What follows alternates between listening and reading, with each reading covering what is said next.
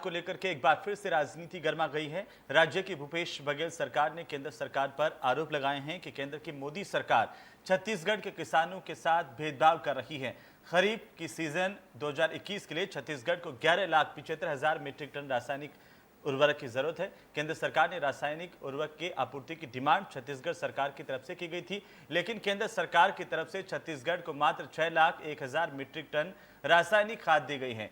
खाद संकट पर मुख्यमंत्री भूपेश बघेल ने कहा कि यह एक राष्ट्रीय समस्या है। पूरे देश में डीएपी, खासकर यूरिया और रासायनिक खाद की भारी किल्लत है, जिसका भारत सरकार आपूर्ति नहीं कर पा रही है। मुख्यमंत्री भूपेश बघेल ने कहा कि केंद्र सरकार खाद वितरण में गैर बीजेपी शासित राज्यों के साथ भेदभाव कर रही है। हालांकि बीजेपी राज्य में विपक्ष में बैठ बीजेपी नेताओं का कहना है कि केंद्र सरकार के द्वारा पर्याप्त मात्रा में रासायनिक खाद राज्य सरकार को उपलब्ध करवाई जा रही है, लेकिन सही तरीके से उसे जिलों पर नहीं भेजा जा रहा। इस वजह से किसानों को दिक्कतों का सामना करना पड़ रहा है। तो चलिए सुनते हैं कि किस तरह से सियासत गर्मा रही है। 11,75,000 टन उर्वरक की मांग रखी थी। इस डिमांड के मुकाबले सिर्फ 6 लाख टन खाद ही छत्तीसगढ़ को मिल पाई है। केंद्र सरकार लगातार छत्तीसगढ़ के साथ धान खरीदी का मामला हो, जीएसटी का पैसा देने का मामला हो या खाद देने का मामला, भेदभाव और पक्षपात कर रही है। छत्तीसगढ़ में जो खाद की कमी की स्थिति निर्मित हुई है, यह मोदी निर्मित संकट की स्थिति है और इसके लिए सीधे सीधे केंद्र सरकार जिम्मेदार है।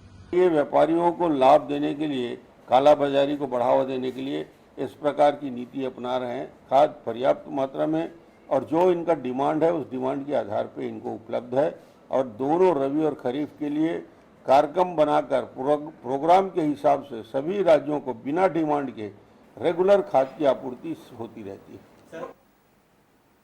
तो खाद को लेकर के सियासत गर्मा गई है, एक दूसरे से आरोप प्रत्यारोप हो रहे हैं और इसी बीच सबसे बड़ा सवाल यही है कि आखिरकार क्या वाकई किसानों तक रासायनिक खाद नहीं पहुंच पा रही है। छत्तीसगढ़ में उर्वरक खाद को लेकर के घमासान है। राज्य सरकार की ओर से केंद्र सरकार पर आरोप लगाए जा रहे हैं। राज्य सरकार ने 11,75,000 मीट्रिक टन खाद की डिमांड की थी। उनका कहना है कि राज्य को 6 लाख मीट्रिक टन रासायनिक खाद ही मिली है, जिससे किसानों के तक ये खाद नहीं पहुंच पा रही। साल 2020 में 64% खाद की आपूर्ति की गई थी।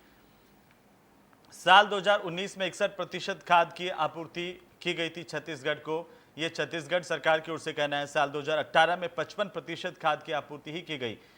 साफ तौर पर कांग्रेस ने आरोप लगाए हैं कि गैर बीजेपी शासित जो राज्य हैं उनके साथ केंद्र सरकार भेदभाव कर रहा है और इसी के चलते किसानों तक खाद नहीं पहुंच पा रही है। वहीं बीजेपी की ओर से ये कहा गया है कि खाद पर्याप्त मात्रा में पहुंचाई जा रही है केंद्र की ओर से, लेकिन जो राज्य हैं वो किसानों तक सही तरीके से खाद का वितरण नहीं कर पा रहा। इसकी वजह से ये समस्या आ रही है और इसी को लेकर के दोनों में आरोप प्रत्यारोप का दौर देखने को मिल रहा है।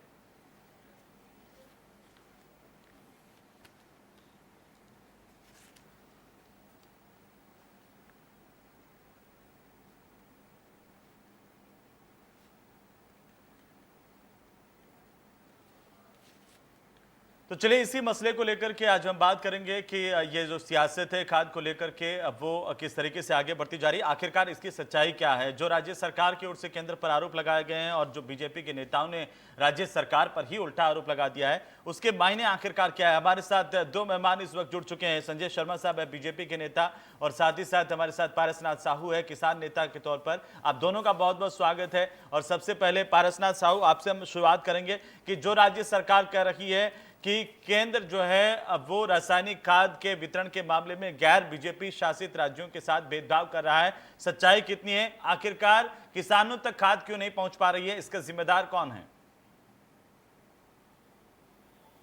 हमारा तो स्पष्ट ये कहना है कि हमको चाहिए खाद।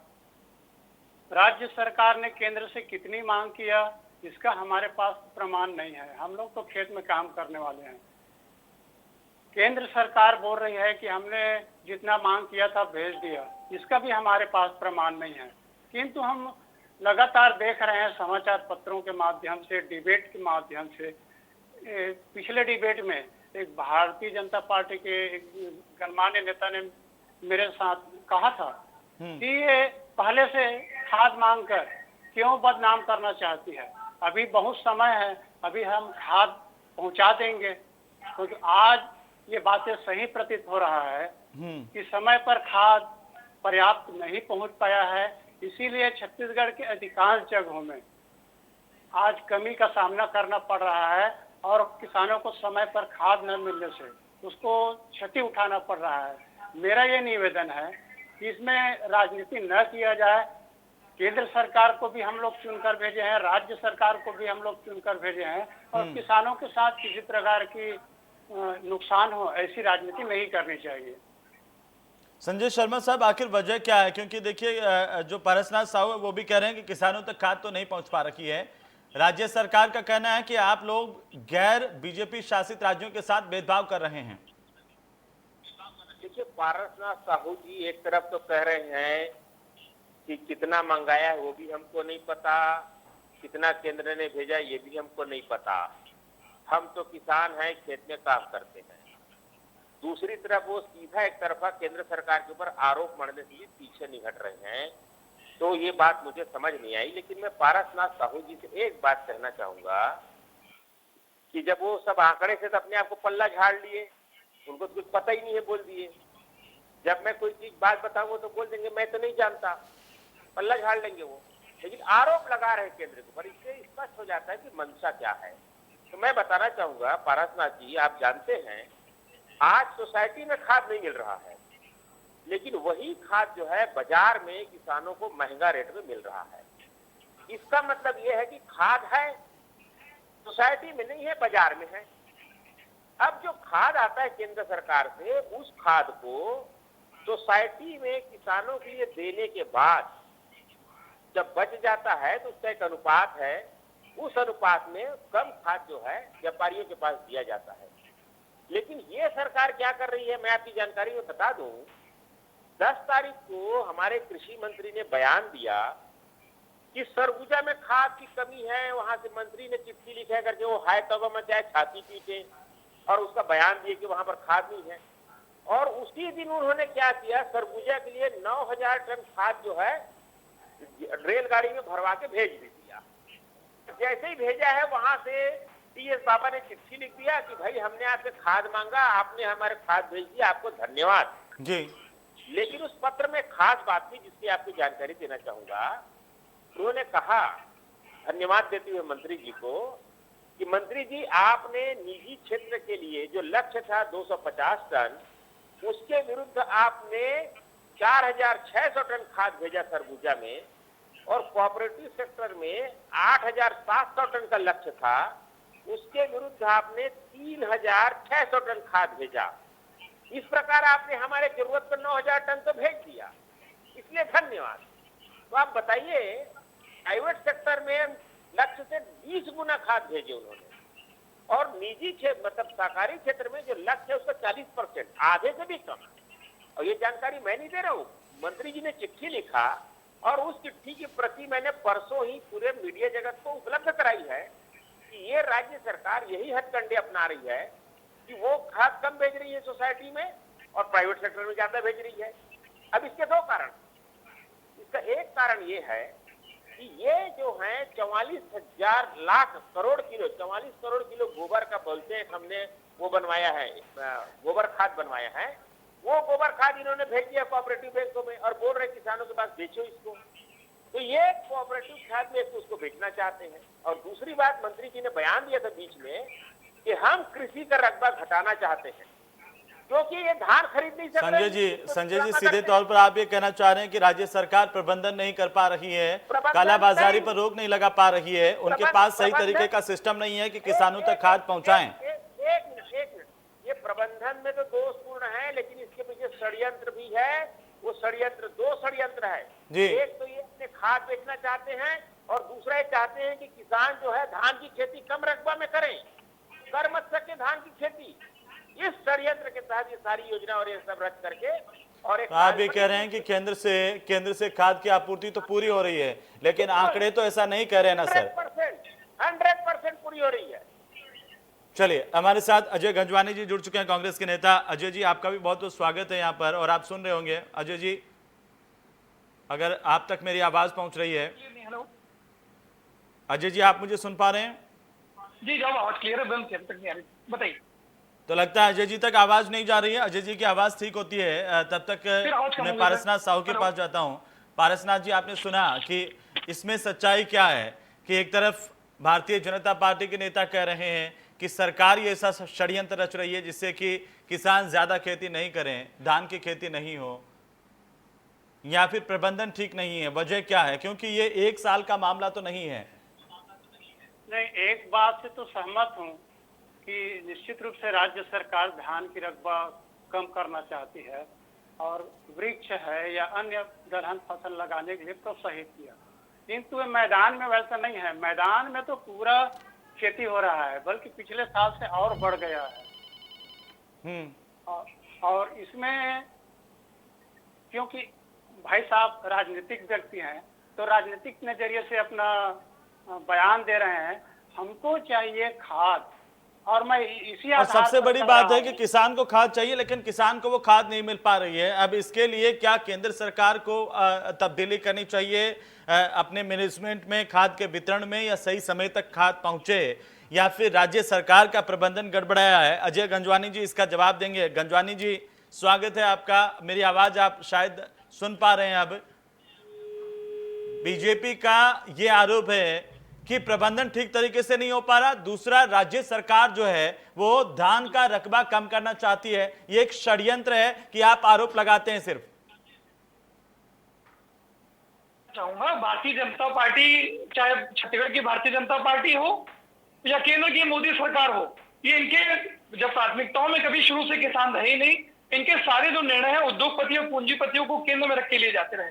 आपको बताना चाहूंगा हेमंत जी, पूरे न केवल छत्तीसगढ़ में बल्कि पूरे भारत में फर्टिलाइजर कंट्रोल अथॉरिटी जो है वो पूरी तरह से केंद्र सरकार के अधीन है। सारे निर्णय जो है इसके जो है केंद्र सरकार के द्वारा दिए जाते हैं।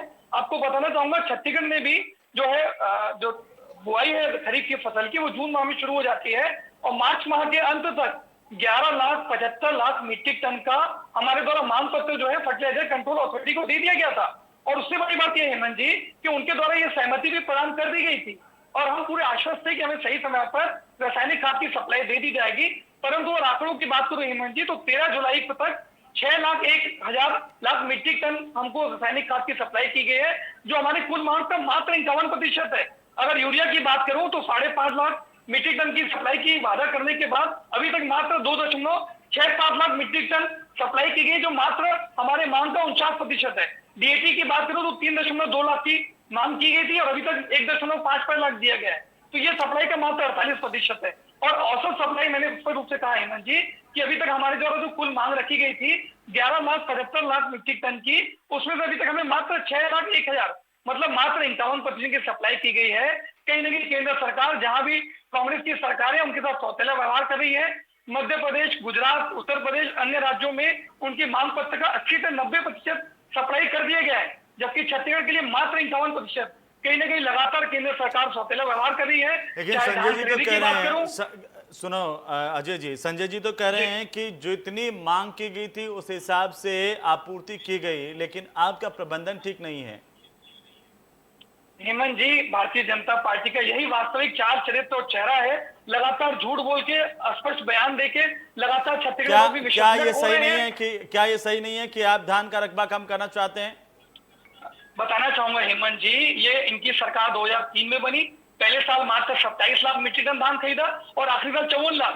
औसत रूप से इनके द्वारा 15 सालों में मात्र 50 लाख मीट्रिक टन धान की खरीदी की गई, जबकि हमारी सरकार बनते ही पहले साल 80 लाख, दूसरे साल 84 लाख और इस साल जो है 92 लाख। 20 सालों का हेमंत जी रिकॉर्ड टूटा है। कहीं ना कहीं इससे पूरी तरह हड़बड़ाए हुए हैं। लगातार इनके द्वारा किसानों से झूठे वादे किए गए। संजय जी इसका जवाब देंगे। संजय जी मैं बात कंप्लीट कर लूंगा जी, मुझे कुछ सेकंड और देंगे प्लीज, रिक्वेस्ट है मेरी आपसे। अगर देखिए कहीं ना कहीं अभी तक सप्लाई जो है, अभी शायद इनका तकनीकी जानकारी संजय जी की अधूरी है। आज की 13 जुलाई के आंकड़े हैं, सरकारी आंकड़े, चाहे तो चेक कर सकते हैं हेमंत जी। 11,75,000 मीट्रिक टन में से मात्र 6,01,000 मतलब 51% की सप्लाई की गई है और यूरिया की मात्र 49% और डीएपी के 48%। ये पूरे ऑथेंटिक आंकड़े हैं सरकारी, चाहे तो संजय जी चेक कर सकते हैं। मेरा उनसे निवेदन है, इतने अच्छे लोकप्रिय चैनल पर इस प्रकार की गलत बयानबाजी करके अपने विश्वसनीयता समाप्त न करें। लगातार इनके चाहे नेता हो, चाहे इनके प्रवक्ता हो। जी ठीक है सर। देखिए मैं आप तो एक तो विषयांतर होते हैं, कुछ भी फुलानी, कुछ भी बेकार के आरोप लगाने का काम करते हैं, ये उचित नहीं है। मैं आपको बता रहा हूँ संजय जी, वास्तविक आंकड़े हैं। आप बीच में मत बोलिए, सभ्यता दिखाइए, बीच में मत बोलिए। मुझको जो बोलना है, आपको अवसर मिला, बहुत बकवास कर लिया, आप मुझको बोलने दीजिए। बकवास आप कर रहे हैं संजय जी। संजय इस जी, प्रकार की हमारे से भाषा का प्रयोग न करें। संजय जी थोड़ा भाषा का ख्याल रखें। अजय जी आप भी शांत रहें। संजय जी भाषा का ख्याल रखें। मैं क्यों बोला उसको सुनिए आप। हाँ आप बोलिए ना, आप जवाब दीजिए। और आपकी छीटाकशी के बीच में किसान को यूरिया डीएपी नहीं मिल पा रहा है सर, ये भी ध्यान रखिए। एक तो मैं संदीप शर्मा हूँ, संजय नहीं हूँ, उसको सुधार लीजिए जी। मुझे जो बात आप 11,75,000 टन बार बार बोल रहे हैं, आप 11,75,000 टन बयान में बोलते हैं, लेकिन जब अलग अलग खाद आपने कितना मांगा है, जब इसका आंकड़ा देते हैं, उसको जब जोड़ा जाए तो वो होता है 10,80,000 टन। देखिए मैं आपको बता रहा हूँ, पिछले साल इनको लगा था 9,80,000 टन, इस बार उन्होंने 1 लाख टन बढ़ा करके डिमांड भेजा हुआ है, और वो है 10,80,000 टन। अब ये बोलते हैं उसको 11,75,000 टन, जानबूझ करके एक तो गलत आंकड़े परसेंट कम दिखाने के। संदीप जी आपको मांग पत्र की कॉपी दे दूंगा मैं। आप मेरी बात सुने दीजिए, आप मेरे उसके बाद जवाब देना। मुझको टोक करके मेरा समय क्यों खराब कर रहे हैं आप? मैं तो नहीं टोका था आपको बीच में। सही बयान करें संदीप जी, अच्छे लोकप्रिय चैनल पे बैठे हैं आप, सही और सच्चाई तथ्य रखें। आप हरिश्चंद्र है क्या? हरिश्चंद्र है क्या?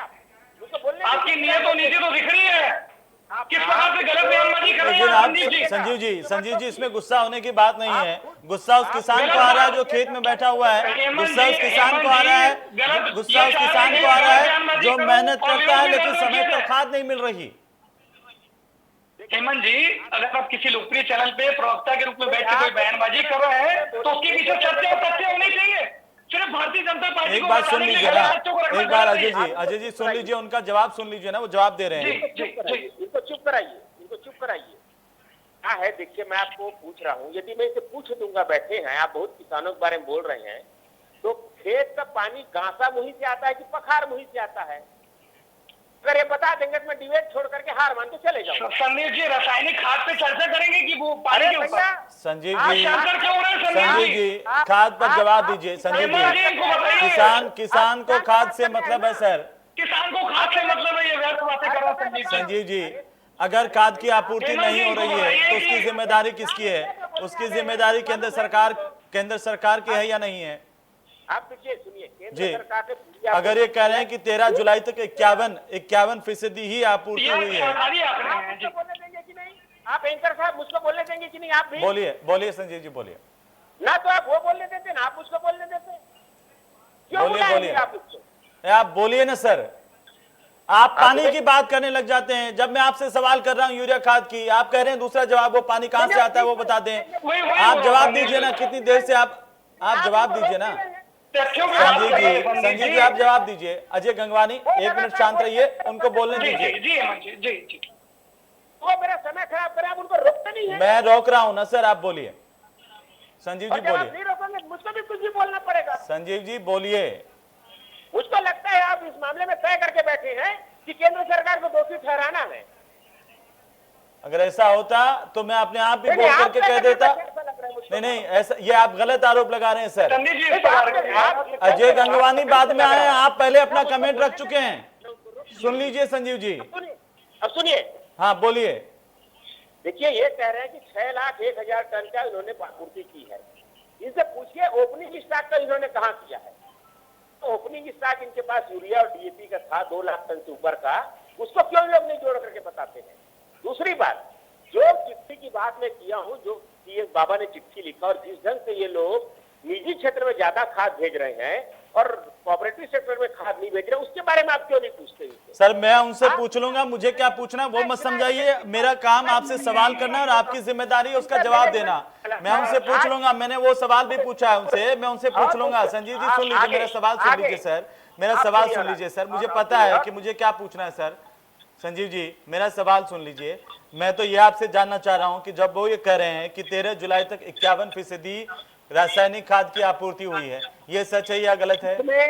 उसमें ओपनिंग स्टॉक को क्यों नहीं जोड़ते? ओपनिंग स्टॉक को जोड़ेंगे तो उसको मिलाकर के 65% की आपूर्ति इनकी हो चुकी है। ये क्यों झूठ बोल रहे हैं? 2 जुलाई को इनके 65% की आपूर्ति ठीक है क्या? आप चैनल पर बैठे हुए हैं, किसान आपको सुन रहे हैं सर। आप सुनिए, देखिए दोनों की जिम्मेदारी बनती है जी, मैं वही कह रहा हूँ जी। आप उसमें सुनिए, पूरी बात सुन लीजिए, आधा जी। हुआ है। मैं उसी पे आ रहा हूँ। 2 जुलाई को इनके पास यूरिया का पूरे जुलाई महीने के लिए 1,40,000 टन की आवश्यकता थी और इनके पास 2 जुलाई को क्लोजिंग स्टॉक था 1,69,000 टन।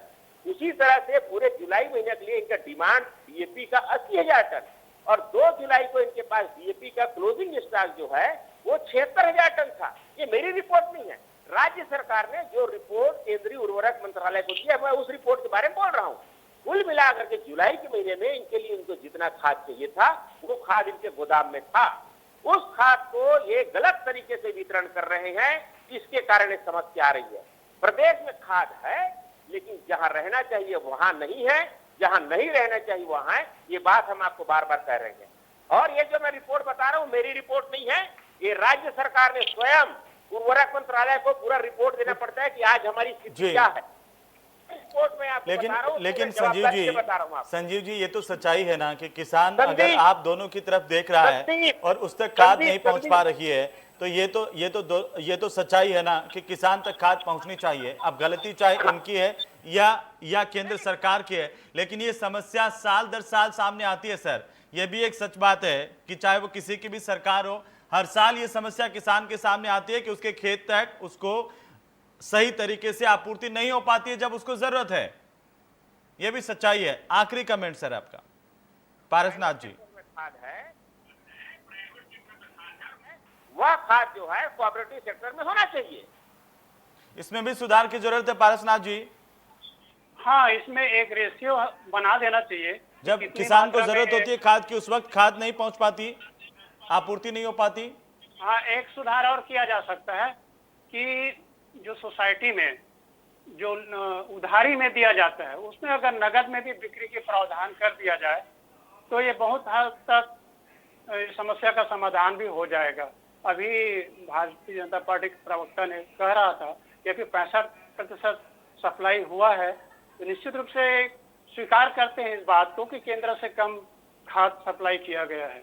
जी और मैं ठीक, निवेदन अजय गंगवानी आखिरी कुछ कहना चाह रहे हैं, जल्दी से पूरा कीजिए। हेमंत जी देखिए, संदीप शर्मा जी भारतीय जनता पार्टी की वो काफी पूरा वरिष्ठ जवाब वक्ता का है। समय नहीं है मेरे और पास मैं- में। बस सीधा मैं सीधा समझ रहा हूँ, यही है देखिए, कि आप 13 लोगों को जुलाई तय करना को, चाहिए कि देखिए, किसान 13 जुलाई को किसान तक आपूर्ति कैसे हो।